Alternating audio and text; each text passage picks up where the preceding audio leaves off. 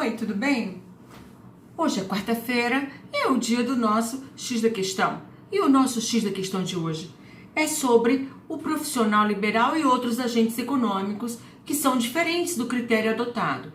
Liana, esse profissional liberal, o médico, o dentista, o advogado, o administrador, o contador, enfim, eles no exercício da sua profissão de profissionais liberais, eles são considerados empresários? Ok? Então vamos lá. Em princípio, a gente tem que falar sobre duas teorias, não é? A teoria da empresa e a teoria de atos de comércio. Bom, hoje nós seguimos a teoria da empresa, mas antes do Código de 2002, nós seguimos a teoria de atos de comércio, a teoria napoleônica de Napoleão, a teoria francesa.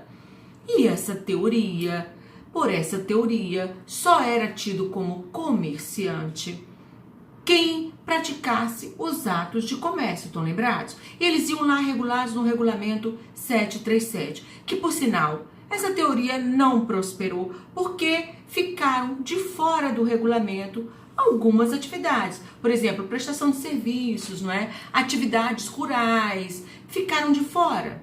Então, essa teoria, ela não prosperou, tá? A partir de 2002, com a adoção do nosso novo Código Civil, aí sim, o que o Brasil já vinha fazendo espontaneamente, já vinha gradativamente se aproximando da teoria italiana, nós passamos a adotar a teoria italiana, que é a teoria da empresa. E com a teoria da empresa, lá elencada no artigo 966 do nosso Código Civil, empresário não é mais aquele que pratica os atos de comércio. Acabou isso, não é? Aliás, nem se usa mais comerciante, se usa agora empresário. Por isso, se usa empresário, não é que não exista mais o comércio. É que a figura do comerciante, juridicamente, ela deixou de ser adotada por conta do empresário, por conta de adotarmos a teoria da empresa. Mas não é errada a expressão comércio, tá? Tanto é que temos o Código Comercial. Então, olha só, a partir de 2002, nós temos a teoria da empresa, em que empresário é aquele que pratica uma atividade uniforme, não é? De forma profissional, organizada, que faz produzir ou circular bens e ou serviços. Então, aí não tem mais algum critério delimitando aí nada de nenhuma atividade. Ou seja, é um critério material posto lá no Código Civil, no artigo 966, ok. Só que a gente vai fazer aqui a análise de alguns agentes econômicos que eles fogem à regra desse critério, tá? E o primeiro deles é o profissional liberal intelectual, tá? Então, o dentista, por exemplo, se eu vou a um dentista, eu tô procurando ali um serviço pessoal direto do meu dentista comigo. Não vai haver ali uma impessoalização, eu não vou lá para ser atendida por outra pessoa, ok? Então, esse serviço que eu estou procurando, essa profissão, esse serviço, ele é um serviço que não é empresarial. Então, esse profissional, logicamente, ele tem uma atividade que não é empresarial, é uma atividade simples. Se tiver alguma sociedade, é uma sociedade simples e o seu registro estará no cartório civil, de registro civil de pessoas jurídicas e não na junta comercial, tá? Muito bem, mas se houver um elemento empresa, é isso que diz o 966 no parágrafo único. Os profissionais liberais, eles são considerados não empresários, salvo se eles estiverem praticando o elemento empresa, aí eles serão considerados empresários. Está lá no parágrafo único, né? E também está lá nos enunciados 194, 195, né? Da terceira jornada do direito civil. Muito bem. Quando a ordem dos fatores, o fator de produção é mais importante do que a atividade deles ali profissional, propriamente dita. Muito bem. Então, olha só, Liana, como é que a gente sabe o que é esse elemento empresa? Quando é que eu sei que aquele médico, ele está deixando de ter uma atividade simples para ter um elemento empresa? Muito bem. Então, você vai fazer uma pergunta assim, olha, né? Já existem algumas didáticas, mas as mais usuais são a impessoalização. Se você chega lá numa clínica tal hora da noite, você vai ser atendida por aquele médico ou existe outro médico que está lá de plantão que vai substituir prontamente? Há mais de uma atividade? Lá só tem médico? Tem também fonoaudiólogo? Tem também coleta para exame de sangue? Tem lanchonete? Tem outras coisas? Bom, então ali já não é mais só uma atividade liberal. Ali já é uma atividade empresarial, porque ali já tem o elemento empresa. Há mais de uma atividade? Há impessoalidade? Pois bem, então essa empresa já deve ser registrada na junta comercial. E há diferença? Há diferença porque, claro, uma atividade empresarial, você pode pedir recuperação judicial, você pode participar de licitações, entre outras coisas típicas pertinentes de uma atividade empresarial, tá bom? Então, essa é a primeira exceção, são os profissionais liberais, tá? A segunda exceção que eu coloquei para vocês são as atividades rurais. Eu já tinha falado, eu acho que em um outro vídeo, mas eu volto a dizer que os praticantes de atividades rurais, os exercentes de atividades rurais, eles não são considerados empresários por força do artigo 971 do Código Civil se eles não se registrarem na junta comercial. E eles não têm essa obrigação legal. Portanto, eles não são empresários irregulares. Não. Eles só são empresários e só podem ser tratados como tal, só podem, por exemplo, pedir recuperação judicial, participar de licitações, se eles se registrarem na junta. Portanto, o registro desses exercentes de atividades rurais na junta possui natureza constitutiva. Não é assim que cai na OAB? Não é assim que caiu no último concurso, se não me engano, do Magistério Público?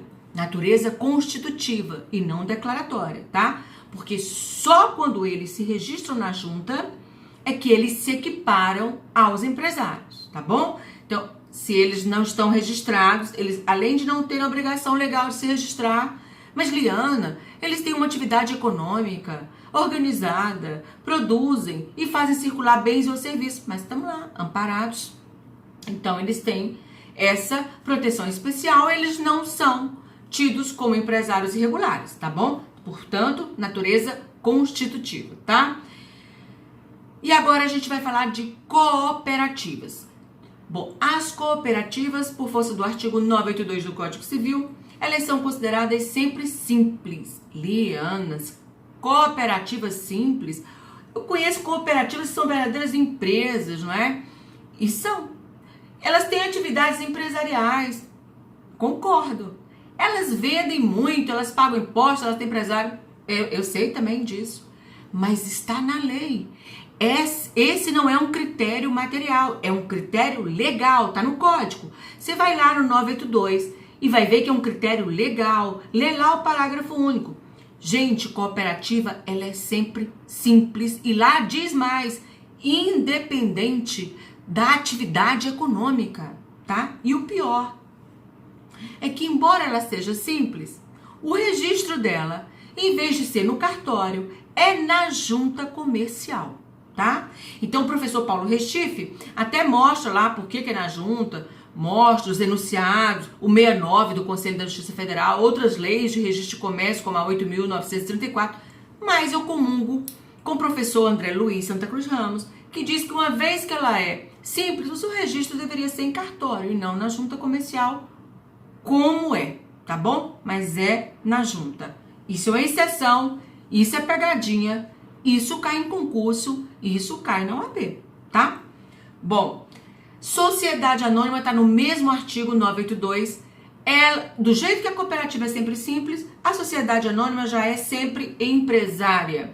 Só que o seu registro, claro e óbvio, é na junta comercial, aí tudo bem.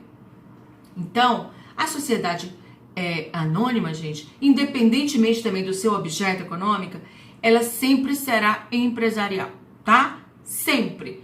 Tanto a cooperativa é sempre simples, como a sociedade anônima, ela é sempre empresarial, tá bom? E agora eu deixei o advogado, não é? Porque, claro, o advogado está lá regulado no Estatuto da Ordem, nos artigos 15 a 17 do Estatuto da OAB, que lá ainda fala em sociedade civil, não é? Que não é mais, com o novo código a gente não fala mais esse termo sociedade civil, hoje é sociedade simples, mas lá fala em nome coletivo, não é? E o advogado, claro, ele nunca será uma atividade empresarial.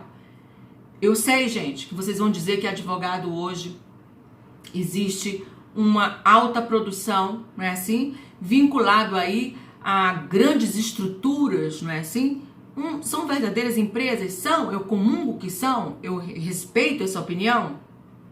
Contudo, está na lei que as sociedades de advogados, elas não são empresárias e nem podem ser, tá?